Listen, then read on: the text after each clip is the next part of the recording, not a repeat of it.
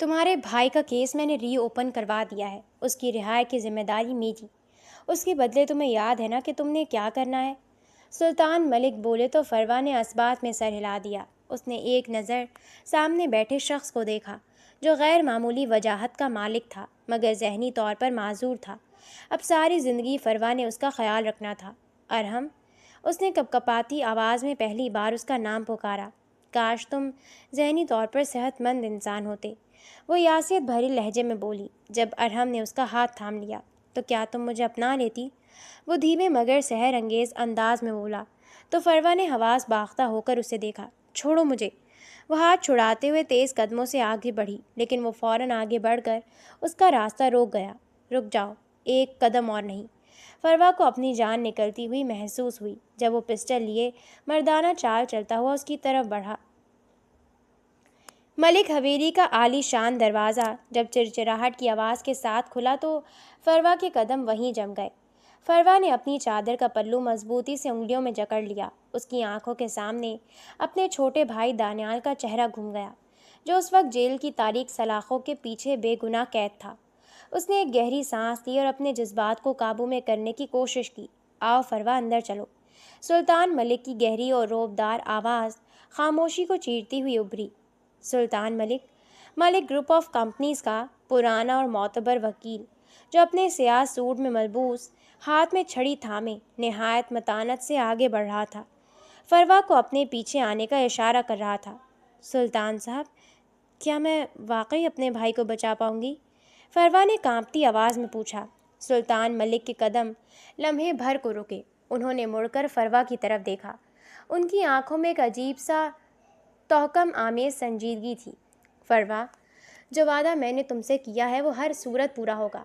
دانیال کا کیس میں نے ری اوپن کروا دیا ہے اور اس کی رہائی کی ذمہ داری میری ہے، لیکن اس کے بدلے تمہیں بھی اپنا وعدہ نبھانا ہوگا۔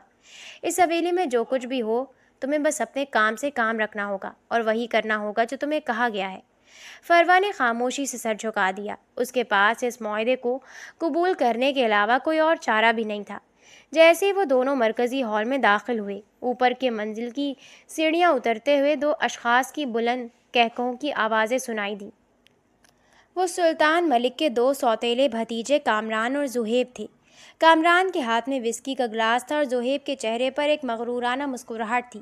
او ہو، تو سلطان صاحب آخر کار ارحم کے لیے نئی ملازمت ڈھونڈ ہی لائے، کامران نے سیڑھیاں اترتے ہوئے زہریلے لہجے میں کہا اور فروا کو سر سے پاؤں تک تحقیر آمیز نظروں سے دیکھا۔ زہیب نے آگے بڑھ کر گلاس میں سے ایک گھونٹ لیا اور ڈرائنگ روم کے صوفے پر کشن لگاتے ہوئے بولا، سلطان انکل، اب کیا یہ لڑکی اس ناچار اور پاگل ارحم کا بوجھ اٹھائے گی؟ کامران اور زہیب کا قہقہا ہال کی اونچی چھت سے ٹکرا کر گونجا۔ فروا کی غیرت نفس کو سخت ٹھیس لگی۔ اس کا خون کھول اٹھا، لیکن اپنے بھائی کی خاطر اس نے اپنے لب سی لیے اور خاموش کھڑی رہی۔ کامران، زہیب، اپنی زبان کو لگام دو۔ سلطان ملک نے غصے سے اپنی چھڑی فرش پر ماری۔ ارحم تمہارا سگا بھائی نہ سہی، لیکن وہ تمہارے مرحوم باپ کی نشانی ہے، اور یہ لڑکی یہاں ارحم کی دیکھ بھال کے لیے آئی ہے، تم دونوں کے فضول تبصرے سننے نہیں۔ اور چھوڑے بھی انکل، کامران نے لاپرواہی سے ہاتھ نچایا۔ جس انسان کا دماغ ہی ٹھکانے نہ ہو، اس کی دیکھ بھال کے لیے آپ چاہے کسی کو بھی لے آئیں، کوئی فرق نہیں پڑنے والا، وہ تو پیدا ہی ضائع ہونے کے لیے ہوا ہے۔ فروا نے سلطان ملک کی طرف دیکھا جو خاموشی سے اسے ارحم کے کمرے کی طرف لے جانے کا اشارہ کر رہے تھے۔ ہال کے ایک اندھیرے کونے میں موجود لکڑی کے بھاری دروازے کو سلطان ملک نے کھولا۔ کمرے کے اندر کا منظر دیکھ کر فروا کی آنکھوں میں ہمدردی اتر آئی۔ کمرے کے بیچوں بیچ فرش پر ایک شاہانہ وجاہت کا مالک، لمبا قد اور خوبصورت نقوش والا نوجوان بیٹھا ہوا تھا۔ وہ ارحم تھا، لیکن اتنی دلکش شخصیت کا مالک ہونے کے باوجود وہ اس وقت بچوں کی طرح زمین پر لکڑی کے بلاکس اور کھلونے جوڑنے میں مگن تھا۔ اس کے بال بکھرے ہوئے تھے اور اس کے چہرے پر ایک معصوم مسکراہٹ تھی۔ ارحم، سلطان ملک نے نرمی سے پکارا۔ ارحم نے اپنے کھلونے چھوڑے اور ڈرے ہوئے انداز میں گردن اٹھا کر دیکھا۔ اس کی آنکھوں میں ایک عجیب سا خوف تھا۔ وہ فوراً صوفے کے پیچھے چھپنے لگا اور بچوں کی طرح کپکپاتی آواز میں بولا، نہیں، نہیں مارنا، میں نے کچھ نہیں کیا، میں گندا بچہ نہیں ہوں۔ فروا کا دل دھک سے رہ گیا۔ ایک قد آور خبرو مرد کو اس طرح بے بس اور ذہنی طور پر پسماندہ دیکھ کر اس کی روح کانپ گئی۔ وہ آہستہ سے آگے بڑھی اور ارحم کے قریب گھٹنوں کے بل بیٹھ گئی۔ ارحم، ڈرو مت، میں تمہیں کچھ نہیں کہوں گی، فروا نے انتہائی نرمی اور پیار سے کہا۔ ارحم نے صوفے کے پیچھے سے آہستہ سے اپنا سر باہر نکالا۔ اس کی بڑی بڑی اور معصوم آنکھوں نے فروا کے چہرے کو دیکھا۔ تم کون ہو؟ کیا تم میرے لیے کھلونے لائی ہو؟ فروا کی آنکھوں میں نمی تیر گئی۔ اس نے ہلکی سی مسکراہٹ کے ساتھ نفی میں سر ہلایا۔ نہیں، لیکن اگر تم چاہو تو میں تمہاری دوست بن سکتی ہوں۔ ارحم نے بچوں کی طرح خوشی سے تالی بجائی۔ دوست؟ سچ میں؟ وہ جو کامران بھائی اور زہیب بھائی مجھے مارتے ہیں، تم مجھے ان سے بچاؤ گی؟ فروا نے ارحم کے معصوم اور معذور وجود کو دیکھا تو اس نے دل ہی دل میں عہد کیا کہ وہ نہ صرف اپنے بھائی کی خاطر بلکہ اس معصوم انسان کی حفاظت کے لیے بھی اس حویلی کے ظلم کا مقابلہ کرے گی۔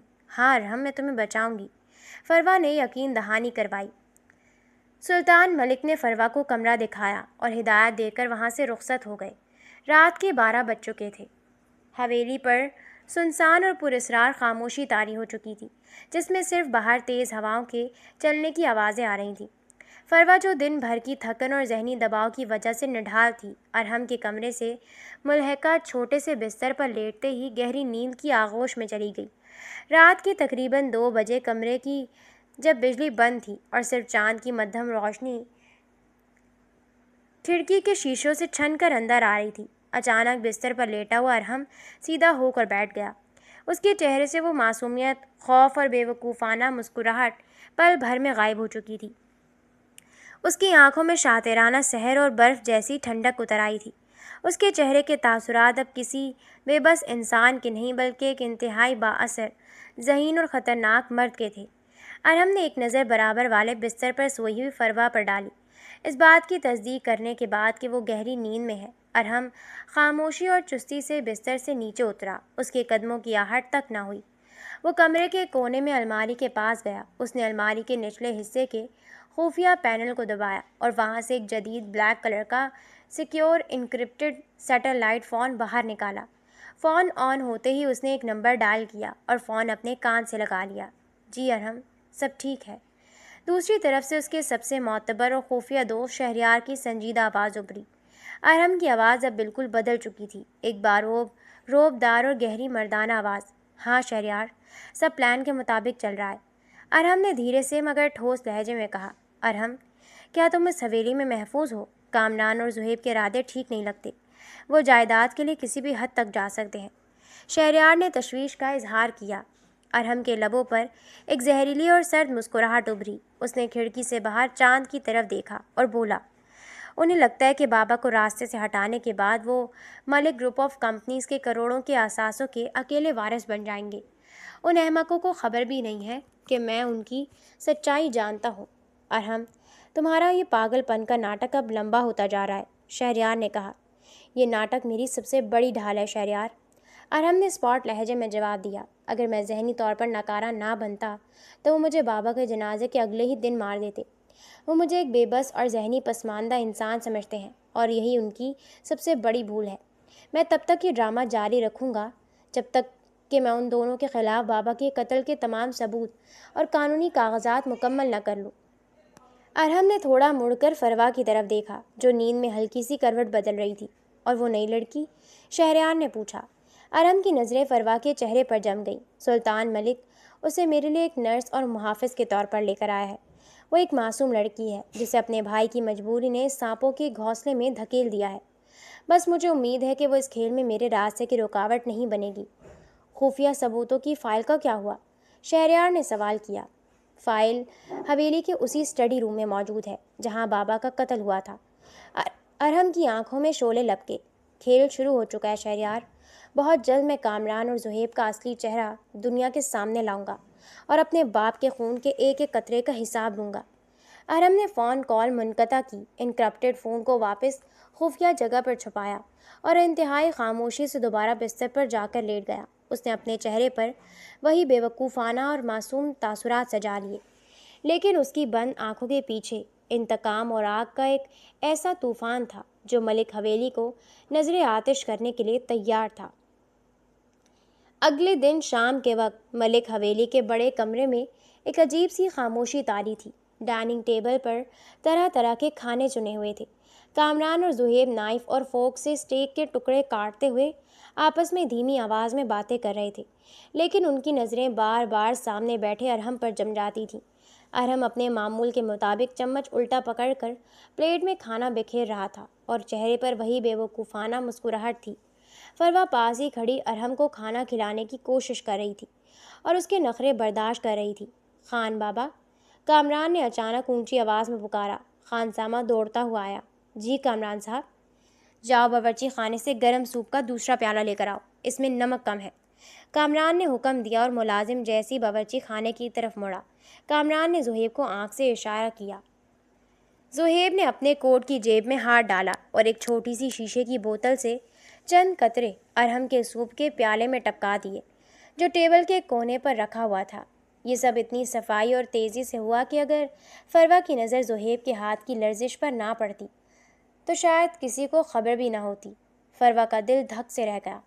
اس نے غور سے دیکھا تو سوپ کی سطح پر ہلکے سے بلبلے بن کر غائب ہو رہے تھے۔ اس کا ذہن فوراً خطرے کی گھنٹی بجانے لگا۔ یہ زہر تھا یا کوئی ایسی دوا جو انسان کو آہستہ آہستہ اندر سے ختم کر دے؟ ارحم بابا، یہ سوپ پیو، اس سے تم طاقتور بن جاؤ گے۔ زہیب نے ایک مکارانہ مسکراہٹ کے ساتھ سوپ کا پیالہ ارحم کی طرف بڑھایا۔ ارحم نے اپنے معصومانہ انداز میں ہاتھ آگے بڑھایا اور پیالہ پکڑنے ہی والا تھا کہ فروا نے ایک لمحے کی تاخیر کیے بغیر ہوشیاری دکھائی۔ وہ جان بوجھ کر ارحم کے صوفے سے ٹکرائی اور اس کا ہاتھ اتنی زور سے ارحم کے بازو سے لگا کہ سوپ کا پورا پیالہ قالین پر گر کر الٹ گیا۔ او معاف کیجیے گا، مجھ سے غلطی سے ہاتھ لگ گیا۔ فروا نے گھبراہٹ کا ڈرامہ کرتے ہوئے فوراً معذرت کی۔ زہیب کا چہرہ غصے سے سرخ ہو گیا۔ وہ صوفے سے اچھل پڑا۔ اندھی ہو کیا تم؟ دیکھ کر نہیں چل سکتی؟ اتنا قیمتی قالین خراب کر دیا۔ کامران نے بھی غصے سے فروا کو گھورا۔ سلطان انکل پتہ نہیں کہاں سے اس بد سلیقہ لڑکی کو اٹھا لائے ہیں۔ جاؤ یہاں سے اور صاف کرو اسے۔ ارحم نے بچوں کی طرح ڈرنے کی اداکاری کرتے ہوئے فروا کا ہاتھ پکڑ لیا۔ نہیں، فروا کو مت ڈانٹو، فروا اچھی ہے۔ فروا نے نیچے جھک کر کپڑے سے قالین صاف کرنا شروع کیا، لیکن اس کا دل زور زور سے دھڑک رہا تھا۔ اس نے ابھی ابھی ارحم کو ایک زہریلی سازش سے بچایا تھا۔ اس کا شک یقین میں بدل چکا تھا کہ یہ دونوں بھائی ارحم کو جان سے مارنا چاہتے ہیں۔ رات کے 12 بج چکے تھے۔ حویلی میں مکمل سناٹا تھا۔ ہوا کا ایک جھونکا بھی چلتا تو کھڑکی کے شیشے بج اٹھتے۔ فروا اپنے چھوٹے سے کمرے میں بستر پر لیٹی ہوئی تھی، لیکن خوف اور سوچوں کی وجہ سے اسے نیند نہیں آ رہی تھی۔ اس کی آنکھوں کے سامنے بار بار وہ سوپ کا پیالہ اور زہیب کے چہرے کی مسکراہٹ گھوم رہی تھی۔ اچانک اسے اپنے کمرے کے باہر دالان کی طرف سے کچھ ہلکی سرگوشیاں اور قدموں کی آہٹ سنائی دی۔ فروا سہم گئی۔ اس نے بستر سے اٹھ کر چادر اچھی طرح اوڑھی اور دروازہ ہلکا سا کھول کر باہر جھانکا۔ دالان میں گپ اندھیرا تھا۔ اس نے ارحم کے کمرے کی طرف دیکھا۔ اس کے کمرے کا دروازہ ادھ کھلا تھا۔ فروا آہستہ قدم اٹھاتی ہوئی ارحم کے کمرے میں داخل ہوئی۔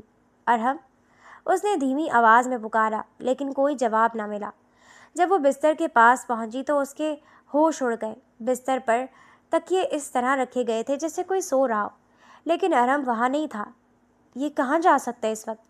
فروا کے ذہن میں تشویش کی لہر دوڑ گئی۔ اگر کامران یا زہیب نے اسے دیکھ لیا تو وہ اسے نقصان پہنچا دیں گے۔ وہ کمرے سے باہر نکلی اور حویلی کی تاریک راہداریوں میں اسے ڈھونڈنے لگی۔ راہداری کے آخری کونے میں موجود پرانے اسٹڈی روم کے دروازے کے نیچے سے ہلکی سی روشنی باہر آ رہی تھی۔ فروا آہستہ آہستہ اس روم کی طرف بڑھی۔ دروازہ پورا بند نہیں تھا، اس میں ایک باریک سی دراڑ تھی۔ فروا نے جھک کر اندر جھانکا اور جو منظر اس نے دیکھا اس نے فروا کے سانس حلق میں اٹکا دیے۔ کمرے کے درمیان میں ارحم کھڑا تھا، لیکن وہ ارحم نہیں تھا جسے فروا جانتی تھی۔ اس کا قد بالکل سیدھا تھا، کندھے چوڑے اور چہرے پر ایک روب تھا۔ اس کے بکھرے ہوئے بال اب پیچھے کی طرف سیٹ تھے۔ وہ اپنے کان سے لگے انکرپٹڈ فون پر کسی سے بات کر رہا تھا۔ اس کی آواز میں نہ تو کپکپاہٹ تھی اور نہ ہی بچوں جیسا لہجہ تھا، بلکہ وہ نہایت گہری اور باروب آواز میں بول رہا تھا۔ ہاں شہریار، کامران اور زہیب نے آج پھر کھانے میں زہر ملانے کی کوشش کی تھی، ارحم نے ٹھنڈے اور سرد لہجے میں کہا۔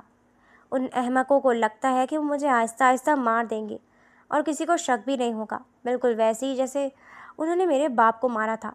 فروا کے پاؤں تلے سے زمین نکل گئی، اس کی آنکھیں پھٹی کی پھٹی رہ گئی۔ ارحم پاگل نہیں ہے؟ اس کے منہ سے بے اختیاری میں ایک ہچکی نکلی۔ اسی گھبراہٹ اور صدمے میں فروا کا پاؤں پیچھے رکھے ہوئے ایک لکڑی کے سٹینڈ سے ٹکرا گیا۔ سٹینڈ پر رکھا شیشے کا بھاری گلدان نیچے گرا اور چھن کی خوفناک آواز کے ساتھ فرش پر ٹوٹ کر بکھر گیا۔ اسٹڈی روم کے اندر سناٹا چھا گیا۔ ارحم کی فون کال کٹ گئی۔ اس کی آنکھوں میں لمحے بھر میں ایک شکاری کی سی چمک ابھری۔ اس نے پلٹ کر دروازے کی طرف دیکھا۔ فروا کا دل جیسے بیٹھ گیا۔ وہ الٹے قدموں پیچھے بھاگنے ہی والی تھی کہ ایک سیکنڈ سے بھی کم وقت میں اسٹڈی روم کا دروازہ کھلا اور ارحم نے بجلی کی سی تیزی سے باہر نکل کر فروا کی کلائی جکڑ لی۔ آہ! فروا کے منہ سے چیخ نکلنے ہی والی تھی کہ ارحم نے اپنا بھاری ہاتھ اس کے منہ پر رکھ کر اس کی آواز دبا دی۔ اس نے ایک ہی جھٹکے میں فروا کو دیوار کے ساتھ لگا دیا اور دوسرے ہاتھ میں موجود پسٹل فروا کی کنپٹی پر ٹکا دی۔ ایک لفظ بھی بولا تو جان سے جاؤ گی۔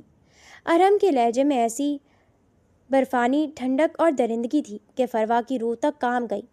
فروا کی آنکھوں میں خوف کے آنسو امڑ آئے۔ اس کا جسم لرز رہا تھا۔ تم کون ہو؟ فروا نے ارحم کے ہاتھ کے نیچے سے بمشکل گھٹی گھٹی آواز میں کہا۔ تم نے سب کو دھوکہ دیا، تم پاگل نہیں ہو۔ ارحم نے کچھ لمحے فروا کی آنکھوں میں دیکھا، وہاں صرف خوف تھا۔ اسے دوپہر کا وہ واقعہ یاد آیا جب اس لڑکی نے اپنی جان کا خطرہ مول لے کر اس کے سوپ کا پیالہ گرایا تھا تاکہ وہ زہر سے بچ سکے۔ ارحم کی گرفت فروا کے منہ اور کلائی پر تھوڑی ڈھیلی ہوئی۔ رو مت، ارحم نے اپنا لہجہ تھوڑا نرم کرتے ہوئے کہا۔ اگر میں تمہیں مارنا چاہتا تو تم اب تک زندہ نہیں ہوتی۔ فروا کی گالوں پر آنسو بہنے لگے۔ تم یہ سب کیوں کر رہے ہو؟ کیوں ناٹک کر رہے ہو پاگل ہونے کا؟ ارحم کے چہرے پر ایک تلخ مسکراہٹ ابھری، کیونکہ اس حویلی میں زندہ رہنے کا یہی ایک طریقہ ہے فروا۔ جن سوتیلے بھائیوں کو تم میرا خاندان سمجھتی ہو، انہوں نے میرے باپ کو زہر دے کر مارا ہے۔ وہ جائیداد کے لیے مجھے بھی مارنا چاہتے ہیں۔ اگر میں نارمل رہتا تو وہ مجھے کب کا قتل کر چکے ہوتے۔ میری یہ ذہنی پسماندگی میری ڈھال ہے۔ فروا نے صدمے سے ارحم کو دیکھا، ایک انسان جو روز دنیا کے سامنے پاگل بنتا تھا، اندر سے کتنا اکیلا اور زخم خوردہ تھا۔ لیکن تم نے مجھے یہ سب کیوں بتایا؟ فروا نے کانپتی آواز میں پوچھا۔ تم مجھے مار سکتے تھے تاکہ تمہارا راز محفوظ رہے۔ ارحم مڑا اور اس نے فروا کی آنکھوں میں آنکھیں ڈال کر دیکھا۔ کیونکہ آج دوپہر تم نے میری جان بچائی۔ تم نے وہ سوپ گرایا تھا ہے نا؟ تمہیں اندازہ ہو گیا تھا کہ اس میں کچھ ملا ہوا ہے۔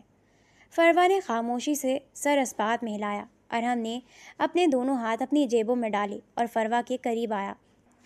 فروا، تم ایک مجبوری کے تحت اس حویلی میں آئی ہو۔ تمہارا بھائی دانیال جیل میں ہے نا؟ فروا چونک گئی۔ تمہیں دانیال کے بارے میں کیسے پتا؟ میں اس حویلی کی ہر ایک اینٹ کی خبر رکھتا ہوں، ارحم نے ٹھوس لہجے میں کہا۔ سلطان ملک نے تم سے جھوٹا وعدہ کیا ہے۔ وہ تمہارے بھائی کو کبھی جیل سے نہیں نکالے گا کیونکہ وہ خود کامران اور زہیب کے اشاروں پر ناچتا ہے۔ لیکن میں تمہارے بھائی کو آزاد کروا سکتا ہوں۔ فروا کی آنکھوں میں امید کی ایک روشنی چمکی۔ سچ؟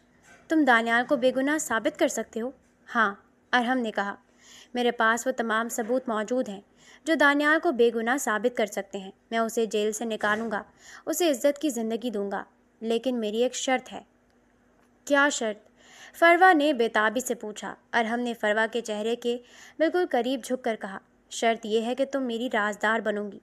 جو کچھ تم نے آج دیکھا اور سنا وہ اس حویلی کی دیواروں سے باہر نہیں جانا چاہیے۔ تم دنیا کے سامنے یہی ظاہر کرو گی کہ ارحم ملک ایک پاگل اور معذور انسان ہے۔ تم میری آنکھیں اور کان بنو گی اس حویلی کے اندر۔ بولو، کیا تمہیں یہ معاہدہ منظور ہے؟ فروا نے چند لمحے سوچا۔ ایک طرف اس کا بے گناہ بھائی تھا اور دوسری طرف یہ پر اسرار خطرناک مگر سچا انسان۔ اس نے محسوس کیا کہ ارحم ظالم نہیں ہے، وہ صرف اپنے باپ کے خون کا حساب لینا چاہتا ہے۔ فروا نے اپنے آنسو پوچھے اور مضبوط لہجے میں کہا، مجھے تمہاری ہر شرط منظور ہے ارحم، میں تمہارا راز کبھی کسی کے سامنے نہیں کھولوں گی۔ ارحم کے لبوں پر ایک اطمینان بخش مسکراہٹ ابھری۔ شاباش، اب اپنے کمرے میں جاؤ اور سو جاؤ، کل سے ہمارا کھیل باقاعدہ شروع ہوگا۔ فروا نے ایک آخری نظر ارحم کے اس باوقار چہرے پر ڈالی اور تیزی سے اپنے کمرے کی طرف لوٹ گئی۔ فروا ہر لمحہ ہوشیار رہتی، حویلی میں کہاں کیا بات ہو رہی ہے، کامران اور زہیب کس سے مل رہے ہیں۔ وہ تمام معلومات بڑی باریکی سے اکٹھی کرتی اور موقع ملتے ہی ارحم تک پہنچا دیتی۔ ارحم دن کے وقت اپنے اسی معصوم بچوں جیسے روپ میں رہتا، لیکن جیسی فروا کمرے کا دروازہ بند کر کے اسے کوئی خبر دیتی، اس کے چہرے پر شاطرانہ چمک ابھر آتی۔ ارحم، آج صبح کامران کسی لالا نامی شخص سے فون پر بات کر رہا تھا۔ وہ حویلی کے قانونی کاغذات کے بارے میں کہہ رہا تھا۔ فروا نے ارحم کے لیے پانی کا گلاس میز پر رکھتے ہوئے دھیمی آواز میں بتایا۔ ارحم نے پانی کا گلاس تھاما اور فروا کی آنکھوں میں دیکھا۔ اس کی آواز میں وہی مخصوص گہرائی تھی۔ لالا کامران کا پرانا ہینڈلر ہے۔ وہ بابا کے دور کے کچھ فرضی ٹرسٹ پیپرز پر میرے جعلی دستخط کروانا چاہتے ہیں۔ تم نے بہت اچھا کیا جو مجھے بتا دیا۔ فروا نے اس کے بکھرے ہوئے بالوں کو دیکھا اور غیر اختیاری طور پر ان کو سمیٹنے کے لیے ہاتھ آگے بڑھایا، پھر اچانک ٹھٹک کر رک گئی۔ ارحم نے اس کی اس جھجک کو محسوس کیا اور ایک دلکش مسکراہٹ کے ساتھ بولا، تم اب گھبرایا مت کرو فروا، اس حویلی میں اگر کوئی میرا اپنا ہے تو وہ صرف تم ہو۔ فروا کا دل ایک لمحے کے لیے زور سے دھڑکا۔ اس نے نظریں جھکا لی، لیکن اس کے گالوں پر ایک ہلکی سی سرخی دوڑ گئی۔ 2 دن بعد ملک حویلی کو دلہن کی طرح سجا دیا گیا۔ شہر کے بڑے بڑے سیاست دان، بزنس مین اور نواب اس عالیشان پارٹی میں مدعو تھے۔ روشنیوں سے جگمگاتی حویلی میں موسیقی کی دھیمی مدھم دھنیں گونج رہی تھیں۔ کامران اور زہیب اپنے مہنگے سوٹ میں ملبوس مہمانوں کی تواضع کر رہے تھے اور خود کو ملک انڈسٹریز کے اصل مالکان کے طور پر پیش کر رہے تھے۔ ارحم کو کامران نے جان بوجھ کر ہال کے کونے میں الگ تھلگ بٹھا رکھا تھا تاکہ وہ مہمانوں کے سامنے کوئی پاگل پن کا مظاہرہ نہ کرے۔ ارحم اپنے ہاتھوں میں لکڑی کی ایک چھوٹی گاڑی لیے گمسم بیٹھا تھا، جیسے اسے ارد گرد کی چمک دمک سے کوئی غرض نہ ہو، لیکن اس کی تیز نظریں ہال کے ایک کونے اور ہر مہمان پر جمی ہوئی تھیں۔ فروا ایک سادہ سوٹ میں چادر اوڑھے مہمانوں کے لیے مشروبات اور لوازمات کا خیال رکھ رہی تھی۔ اس کا سارا دھیان ارحم پر تھا اور ارحم کی نظریں وقفے وقفے سے فروا کا تعاقب کر رہی تھیں۔ رات کے 11 بج رہے تھے۔ پارٹی اپنے عروج پر تھی۔ زیادہ تر مہمان ہال اور لان کی طرف مصروف تھے۔ فروا باورچی خانے سے گرم سوپ اور دیگر لوازمات کی ٹرے اٹھا کر راہداری سے گزر رہی تھی کہ اچانک ایک سائے نے اس کا راستہ روک لیا۔ وہ زہیب تھا۔ اس کے چہرے پر ایک مکارانہ مسکراہٹ تھی۔ اوہو، ہماری خوبصورت نرس فروا، زہیب نے لڑکھڑاتی آواز میں کہا اور فروا کے قریب ہونے کی کوشش کی۔ فروا نے فوراً 2 قدم پیچھے ہٹ کر ٹرے کو اپنے سامنے کر لیا۔ زہیب صاحب، راستے سے ہٹیے، مجھے کام ہے، اس نے سخت لہجے میں کہا۔ کیا کام؟ زہیب نے خباثت سے کہکہا لگایا۔ اس پاگل ارحم کی خدمت کرنے میں کیا رکھا ہے؟ وہ تو ادمغا انسان ہے۔ اگر تم مجھ سے تھوڑی ہمدردی رکھو تو میں تمہیں اس حویلی کی ملکہ بنا سکتا ہوں، تمہیں اس غریبی اور نوکری سے نجات دلا سکتا ہوں۔ یہ کہتے ہوئے زہیب نے آگے بڑھ کر فروا کی نازک کلائی کو سختی سے جکڑ لیا۔ چھوڑو میرا ہاتھ، تمہیں شرم نہیں آتی؟ فروا نے تڑپ کر اپنا ہاتھ چھڑانے کی کوشش کی، لیکن زہیب کی گرفت مضبوط تھی۔ ٹرے میں رکھے برتن ہلنے لگے اور فروا کی آنکھوں میں خوف اور غصے کے آنسو تیر گئے۔ اتنا غرور اچھا نہیں ہوتا لڑکی۔ زہیب نے غصے سے فروا کو دیوار کے ساتھ لگانے کی کوشش کی۔ تمہاری حیثیت کیا اس حویلی میں؟ ایک ملازمہ ہو تم۔ ابھی زہیب فروا کی طرف مزید جھکنے لگا تھا کہ اچانک پاس کی میز سے سوپ کے بڑے اور ابلتے ہوئے پیالے سمیت ایک سایہ جھپٹا۔ ہی زہیب بھائی، سوپ پیو، گرما گرم سوپ۔ ایک جنونی اور خوفناک چیخ کے ساتھ ارحم نے کھولتا ہوا گرم سوپ سیدھا زہیب کے چہرے اور گردن پر الٹ دیا۔ زہیب کی دردناک چیخ پورے دالان میں گونج اٹھی۔ گرم سوپ سے اس کا چہرہ اور گردن کا حصہ بری طرح جھلس گیا۔ وہ تڑپتا ہوا پیچھے ہٹا اور اپنے چہرے کو ہاتھوں میں چھپانے لگا، لیکن ارحم وہاں نہیں رکا۔ تم گندے بچے ہو، تم فروا کو تنگ کرتے ہو، میں تمہیں نہیں چھوڑوں گا۔ ارحم نے چیختے ہوئے زہیب کو زمین پر پٹخ دیا اور اس کے سینے پر سوار ہو کر اندھا دھند گھونسوں کی بارش کر دی۔ ارحم کے ہر گھونسے میں ایسی بلا کی طاقت تھی کہ زہیب کا چہرہ خون آلود ہونے لگا۔ زہیب کی چیخیں اور رحم کی اپیلیں بے اثر ثابت ہو رہی تھیں۔ ارحم بظاہر ایک وسیلہ آپے سے باہر ہوا پاگل لگ رہا تھا جو وحشیانہ انداز میں اپنے بھائی کو پیٹ رہا تھا۔ فروا خوف اور حیرت سے ساکت بنی یہ منظر دیکھ رہی تھی۔ ارحم بس کرو، ارحم چھوڑو اسے۔ کامران اور دیگر مہمان چیخوں کی آواز سن کر راہداری کی طرف بھاگے۔ منظر دیکھ کر سب کے ہوش اڑ گئے۔ زہیب خون میں لت پت نیچے پڑا تھا اور ارحم اس کے اوپر بیٹھا ہوا اسے مار رہا تھا اور ساتھ ہی بچوں کی طرح رو اور چیخ رہا تھا۔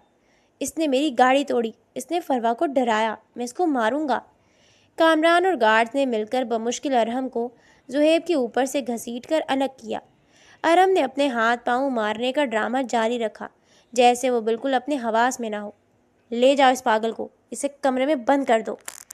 کامران نے خوف اور غصے سے چیختے ہوئے زہیب کو سنبھالا، جس کا ناک اور ہونٹ پھٹ چکے تھے اور چہرہ سوپ سے جھلس چکا تھا۔ رات کے 2 بجے جب تمام مہمان جا چکے تھے اور حویلی میں ڈاکٹر کو بلا کر زہیب کے زخموں پر پٹیاں کی جا چکی تھیں، حویلی پر دوبارہ خاموشی کا راج ہو گیا۔ فروا خاموشی سے ارحم کے کمرے کا دروازہ کھول کر اندر داخل ہوئی۔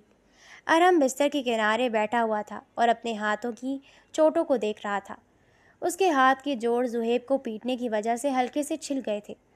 فروا نے فرسٹ ایڈ باکس اٹھایا اور ارحم کے سامنے زمین پر بیٹھ گئی۔ اس نے بغیر کچھ کہے ارحم کا ہاتھ اپنے نرم ہاتھوں میں تھام لیا۔ فروا نے روئی پر دوائی لگائی اور آہستہ سے ارحم کے زخمی ہاتھ پر لگانے لگی۔ تم نے یہ کیوں کیا ارحم؟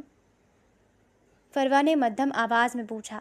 اس کی آنکھوں میں نمی تھی۔ اگر کامران کے گارڈز تم پر گولی چلا دیتے تو تم نے اپنی جان خطرے میں کیوں ڈالی؟ ارحم نے ایک گہری سانس لی۔ اس نے فروا کے چہرے کو دیکھا جو اس کی فکر میں گھلی جا رہی تھی۔ اس نے اپنے دوسرے ہاتھ سے فروا کی ٹھوڑی کو ہلکا سا اوپر اٹھایا تاکہ وہ اس کی آنکھوں میں دیکھ سکے۔ میں نے تم سے وعدہ کیا تھا فروا کہ اس حویلی میں تم پر کوئی آنچ بھی نہیں آنے دوں گا۔ زہیب کی جرأت کیسے ہوئی کہ وہ تم پر ہاتھ اٹھائے؟ اگر مجھے اپنے اس ناٹک کی قیمت اپنی جان دے کر بھی چکانی پڑتی تب بھی میں اس کا ہاتھ کاٹ دیتا۔ فروا کی سسکیاں تھم گئیں۔ ارحم کے الفاظ اس کے دل کی تہوں تک اتر گئے۔ وہ شخص جو دنیا کے لیے ناکارہ وجود تھا وہ فروا کے لیے ایک مضبوط ڈھال بن چکا تھا۔ تم بہت پاگل ہو، فروا نے روتے روتے ہلکا سا مسکراتے ہوئے کہا۔ ہاں، ارحم نے فروا کی آنکھوں میں جھانکتے ہوئے دھیمے سے کہا، شاید میں واقعی پاگل ہو رہا ہوں، لیکن تمہاری محبت میں۔ کمرے میں ایک لمحے کے لیے مکمل خاموشی چھا گئی۔ فروا کی سانسیں رک گئیں۔ اس کا دل اتنی زور سے دھڑک رہا تھا کہ اسے لگا ارحم بھی اس کی دھڑکنیں سن سکتا ہے۔ دونوں کی نظریں ایک دوسرے میں الجھ چکی تھیں۔ فروا نے شرما کر اپنی نظریں جھکا لیں اور ارحم کے ماتھے پر مرہم لگاتی رہی، ارحم کے ہاتھ پر مرہم لگاتی رہی۔ لیکن اس رات ملک حویلی کے اندھیرے میں ان کے دونوں کے رشتے نے اب محبت کا ایک نیا اور اٹوٹ روپ دھار لیا تھا۔ رات کے پچھلے پہر فروا نے بڑی احتیاط سے ایک فائل ارحم کے سامنے میز پر رکھی۔ ارحم، کامران اور زہیب آج شام حویلی سے باہر گئے ہوئے تھے۔ میں نے موقع کا فائدہ اٹھا کر ان کی الماری سے یہ بینک سٹیٹمنٹس اور چند پرانے کاغذات نکالے ہیں۔ ارحم نے فائل کھولی۔ اس کی تیز نظریں تحریروں کا جائزہ لینے لگیں۔ جیسے جیسے وہ صفحات پلٹتا گیا اس کے چہرے پر مطمئن مسکراہٹ گہری ہوتی گئی۔ شاباش فروا، ارحم نے فائل بند کرتے ہوئے تحسین آمیز نظروں سے فروا کو دیکھا۔ تم نے وہ ثبوت ڈھونڈ نکالا ہے جس کی مجھے مہینوں سے تلاش تھی۔ ان بینک ٹرانزیکشن سے صاف ظاہر ہوتا ہے کہ میرے والد کی وفات سے چند دن پہلے کامران نے ایک نامعلوم فارماسیوٹیکل کمپنی کو بھاری رقم منتقل کی تھی جہاں سے وہ نایاب زہر خریدا گیا تھا۔ فروا نے سکون کی ایک سانس لی، لیکن اس کے چہرے پر ابھی بھی فکر کے بادل چھائے ہوئے تھے۔ ارحم، کیا واقعی سب کچھ جلد ختم ہو جائے گا؟ مجھے ہر لمحہ خوف لگا رہتا ہے کہ کہیں ان مکار بھائیوں کو تمہارے اس ناٹک کا پتہ نہ چل جائے۔ ارحم اپنی کرسی سے اٹھا اور آہستہ قدم اٹھاتا ہوا فروا کے بالکل قریب آ گیا۔ اس نے فروا کے لرزتے ہوئے ہاتھوں کو اپنے ہاتھوں میں تھام لیا۔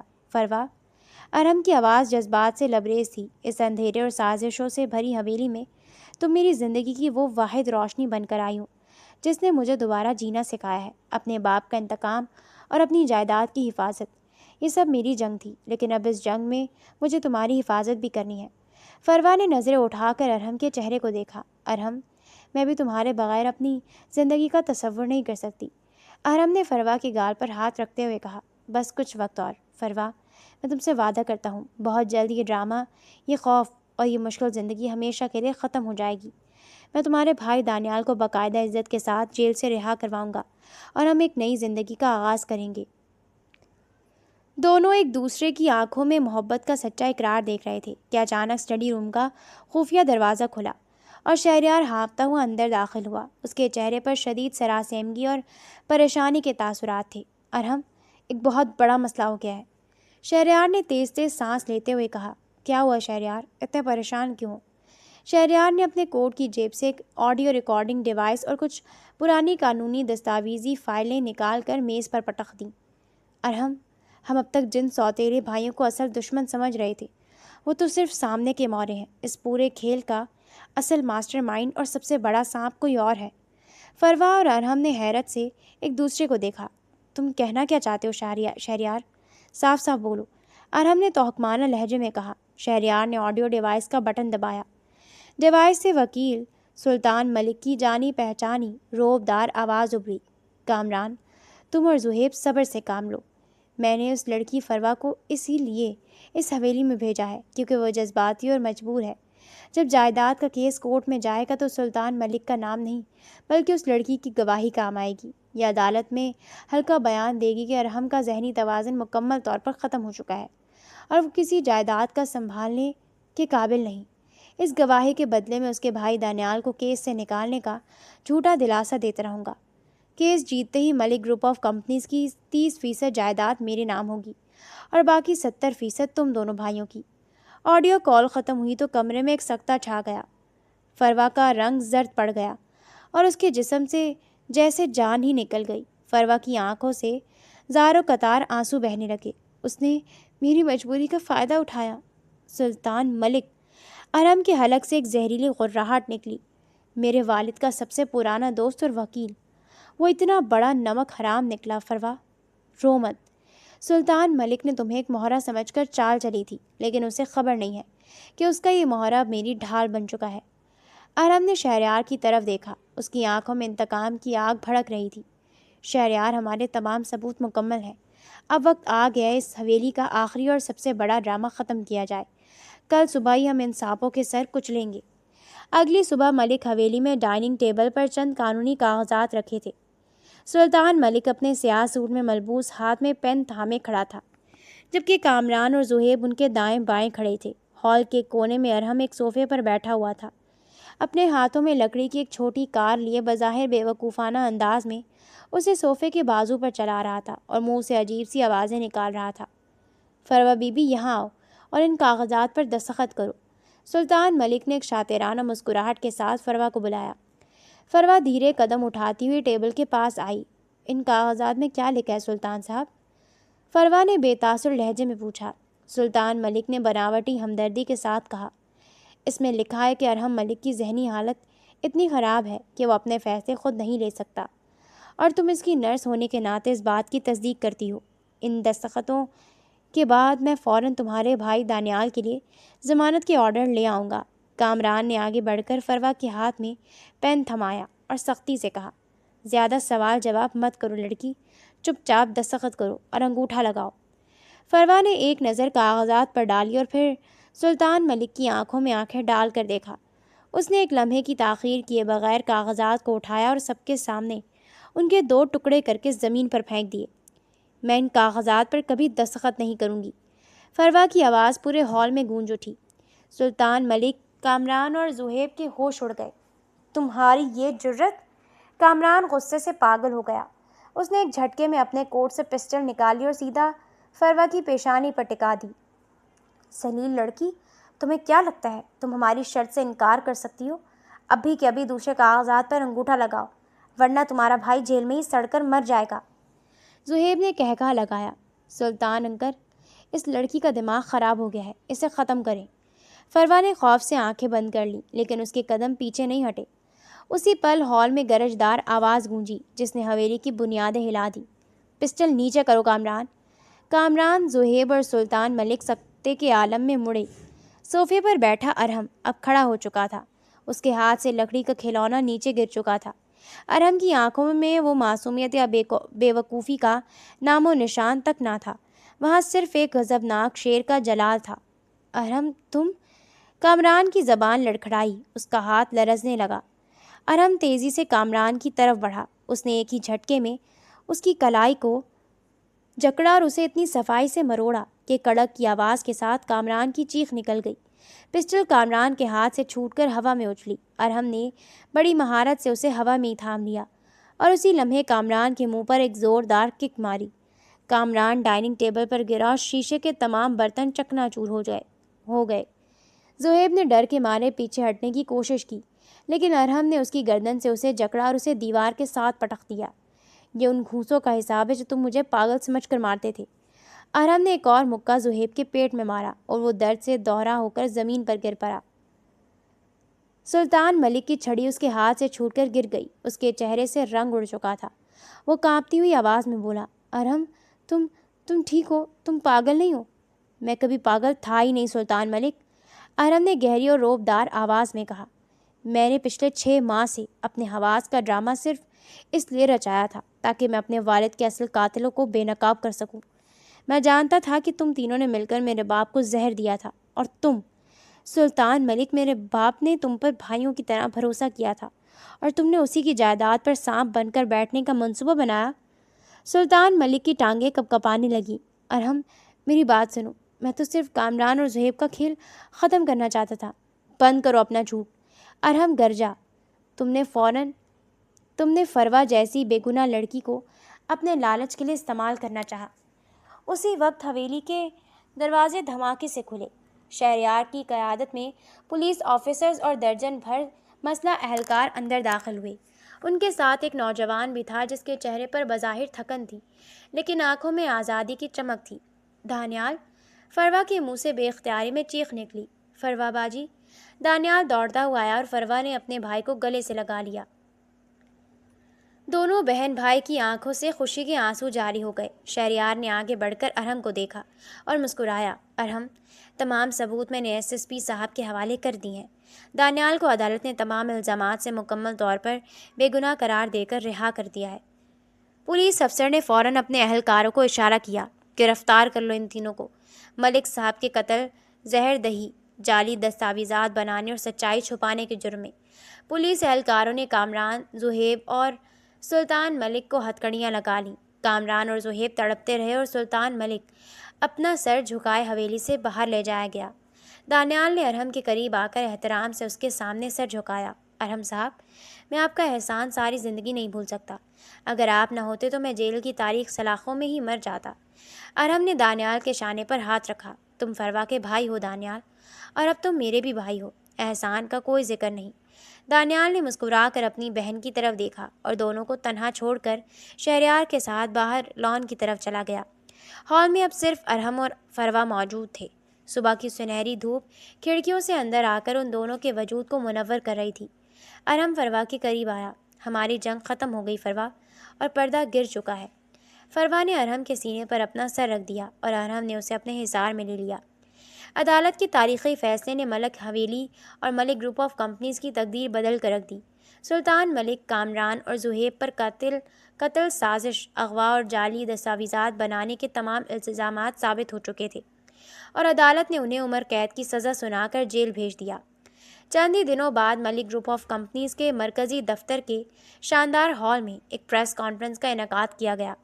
ارحم ملک، جو کبھی دنیا کی نظروں میں ایک پاگل، معذور اور بے بس وجود تھا، آج سیاہ 3 پیس سوٹ میں ملبوس پورے روب و جلال اور اعتماد کے ساتھ کمپنی کے اصل وارث اور چیئرمین کی کرسی پر براجمان تھا۔ اس کی وجاہت اور ذہانت دیکھ کر میڈیا کے تمام صحافی اور بزنس کمیونٹی ششدر رہ گئی۔ پریس کانفرنس کے اختتام پر چیئرمین کے عالیشان دفتر میں ارحم، فروا اور دانیال موجود تھے۔ دانیال اب باوقار سویلین لباس میں ملبوس تھا اور اس کے چہرے سے جیل کی تمام تکالیف اور خوف کے بادل چھٹ چکے تھے۔ دانیال نے آگے بڑھ کر ارحم کے سامنے ہاتھ جوڑے۔ ارحم صاحب، آپ نے نہ صرف مجھے جیل کی تاریک سلاخوں سے نکال کر نئی زندگی دی، بلکہ میڈیا کے سامنے میری بے گناہی ثابت کر کے مجھے میرا کھویا ہوا احترام بھی واپس دلا دیا۔ اب کمپنی میں آپ نے مجھے جو ذمہ داری دی ہے، میں پوری ایمانداری سے اس کا حق ادا کروں گا۔ ارحم نے مسکرا کر دانیال کا ہاتھ تھاما اور اسے گلے سے لگایا۔ دانیال، تم نے فروا کا ہمیشہ ایک ذمہ دار بھائی بن کر خیال رکھا ہے۔ اب اس کمپنی کا خیال رکھنا تمہاری ذمہ داری ہے اور مجھے تم پر پورا اعتماد ہے۔ شکریہ کی کوئی ضرورت نہیں، تم میرے اپنے خاندان کا حصہ ہو۔ دانیال نے اپنی بہن فروا کی طرف دیکھا، جس کی آنکھیں خوشی کے آنسوں سے نم تھیں۔ وہ دونوں کے چہرے پر اطمینان اور عزت دیکھ کر ارحم کو ایک معنی خیز مسکراہٹ کے ساتھ اکیلا چھوڑ کر دفتر سے باہر نکل گیا۔ شام کے وقت ارحم فروا کو لے کر ملک حویلی واپس آیا۔ حویلی میں اب وہ پرانی تاریکی اور خوف ختم ہو چکا تھا۔ ہر طرف روشنی اور پرسکون ہوا کا راج تھا۔ ارم خاموشی سے فروا کا نازک ہاتھ اپنے ہاتھ میں تھامے اسے حویلی کی اسی تاریک راہداری کی طرف لے جانے لگا جہاں ماضی کی تلخ یادیں بسی ہوئی تھیں۔ فروا نے حیرت سے پوچھا، ارہم، ہم اس طرف کہاں جا رہے ہیں؟ ارہم نے کوئی جواب نہ دیا اور صرف ایک دلکش مسکراہٹ کے ساتھ آگے بڑھتا رہا۔ اس نے پرانے اسٹڈی روم کا بھاری لکڑی کا دروازہ دھکیلا اور فروا کو اندر لے آیا۔ یہ وہی کمرہ تھا جہاں مہینوں پہلے ایک تاریک آدھی رات کو فروا کے ہاتھ سے گلدان گرا تھا اور ارہم نے فوراً اپنے پاگل پن کا نقاب اتار کر اس کی کنپٹی پر پستل تان لی تھی۔ فروا نے کمرے کے چاروں طرف دیکھا۔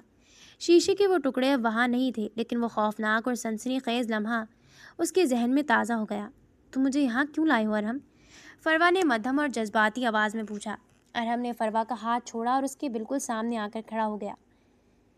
اس کی سرمئی آنکھوں میں اب وہ پرانی برفانی ٹھنڈک نہیں تھی، بلکہ بے پناہ محبت، پاکیزگی اور جذبات کا طوفان تھا۔ اچانک ارہم نے فروا کی نظروں میں دیکھتے ہوئے اپنا ایک گھٹنا زمین پر ٹکا دیا۔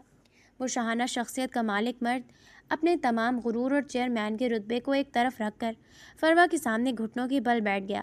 فروا کا دل دھک سے رہ گیا۔ اس کے منہ سے بے اختیاری میں نکل گیا، ارہم، یہ تم کیا کر رہے ہو؟ ارہم نے فروا کے دونوں ہاتھوں کو اپنے ہاتھوں میں جکڑ لیا۔ اس کی آواز میں ایسی گہرائی اور سچائی تھی جو سیدھی فروا کے دل میں اتر گئی۔ فروا، ارہم نے انتہائی محبت بھرے لہجے میں کہا، اس کمرے میں نے تمہاری کنپٹی پر پستول رکھی تھی اور تم سے تمہارا سکون چھین لیا تھا۔ میں نے اپنی زندگی کا ایک لمبا عرصہ ڈرامہ بن کر گزارا۔ میں نے اپنے جذبات، اپنے حواس اور اپنی پہچان کو ایک ناٹک کے پیچھے چھپائے رکھا، لیکن اس حویلی میں تم وہ واحد انسان تھی جس نے بغیر کسی لالچ کے ایک پاگل سے بھی ہمدردی کی۔ ارہم نے فروا کی آنکھوں میں تیرتے آنسوؤں کو دیکھا اور دل سے مسکراتے ہوئے کہا، میری پوری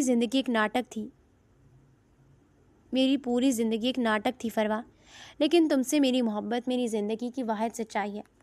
فروا کی گالوں پر خوشی کے شاداب آنسو بہہ نکلے۔ اس کا دل فرتے جذبات سے بھر گیا۔ دنیا کا سب سے بااثر مرد اس وقت اس کے سامنے گھٹنوں کے بل بیٹھا ہوا تھا اور اپنی سچی محبت کا اعتراف کر رہا تھا۔ فروا کے لبوں پر ایک دلکش مسکراہٹ ابھری۔ اس نے جھک کر ارہم کے ہاتھوں کو مضبوطی سے تھام لیا اور اسے اوپر اٹھنے کا اشارہ کیا۔ ارہم، مجھے اس ناٹک کے پیچھے چھپے ہوئے انسان سے ہی محبت ہوئی تھی، فروا نے دھیمے سے کہا، اور مجھے تمہاری سچائی پر اپنی پوری زندگی سے زیادہ بھروسہ ہے۔ ارہم کھڑا ہوا اور اس نے فروا کو اپنے حصار میں لے لیا۔ کھڑکی سے چھن کر آنے والی سنہری چاندنی نے ان دونوں کو اپنے سحر میں لپیٹ لیا۔